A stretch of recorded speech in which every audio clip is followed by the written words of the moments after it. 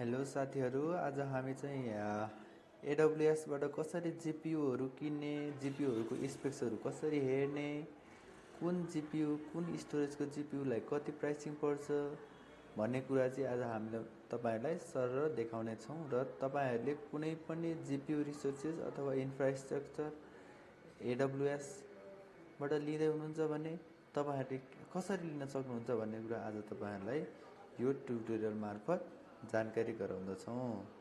So तपाईहरुलाई एडब्लुएसको बारेमा चाहिँ अलिअलि जानकारी हुनुपर्छ।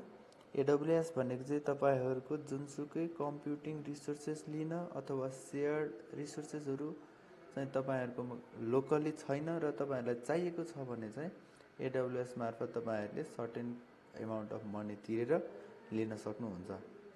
सो जिपियु चाहिँ किन चाहियो भन्दाखेरि अब हाम्रो कम्प्युटर अथवा ल्यापटप अथवा पीसीमा चाहिँ चाहिने रिसोर्सेसहरूले पुगेन कुनै पनि मोडलहरू रन गर्न अथवा कुनै पनि भिडियो एडिटिङहरू गर्न अथवा जुनसुकै पर्पसको लागि पनि हामीलाई रिसोर्सेस पुगेन भनेर हामीलाई अब चाहियो भने चाहिँ हामीले एडब्लुएस माइक्रोसफ्ट एज्युर जीसीपीबाट चाहिँ हामीले के गर्छौँ भन्दाखेरि रिसोर्सहरू लिन सकिन्छ।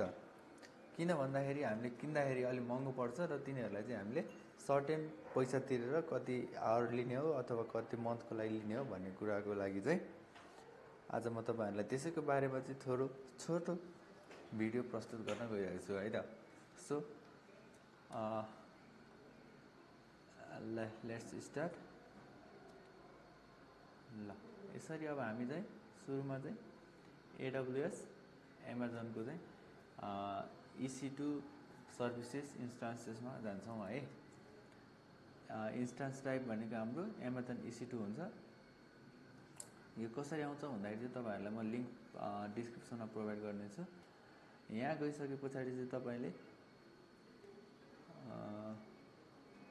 ओके यहाँ गइसके पछाडी तपाईले अब जीपीयू चाहियो मोडल ट्रेन गर्नलाई जीपीयू चाहियो भने चाहिँ एक्सिलरेटेड कम्प्युटिङमा जाने।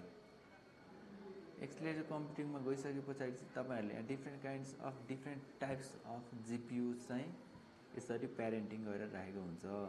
VT1 भनेको चाहिँ तपाईको अलिकति लो रिसेन्स अलि पुरानो जेनेरेसन्सको जीपीयूहरु हो है।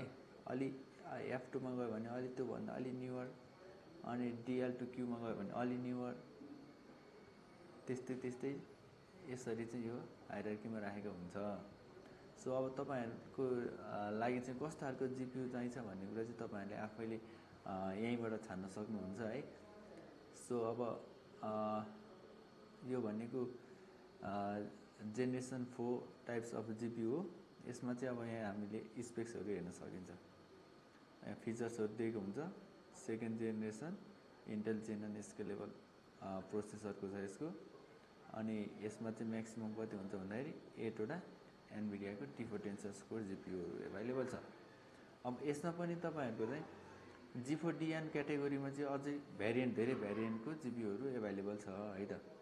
तपाईहरुको रिक्वायरमेन्ट कति हो त्यो अनुसारले तपाईहरुले चाहिँ यहाँबाट लिन सक्नुहुन्छ। G4DN X लार्ज कति जीपीयू एउटा जीपीयू छ, सीपीयू यति स्पेक्स छ र जीपीयू को मेमोरी 16GB छ र सीपीयू को स्टोरेज चाहिँ 16GB छ। अब तपाईहरुको रिक्वायरमेन्ट चाहिँ जीपीयू एउटा हो, दुईटा हो र त्यसैको अनुसार अब दुईटा हो भने अनि तपाईहरुको रिक्वायरमेन्ट चाहिँ 24GB छ, 32GB छ, 48GB छ भने चाहिँ तपाईहरुले ए अनुसारले हेर्न सक्नुहुन्छ। ए G4DN X लार्जमा पनि तपाईहरुको भेरिएन्ट छ।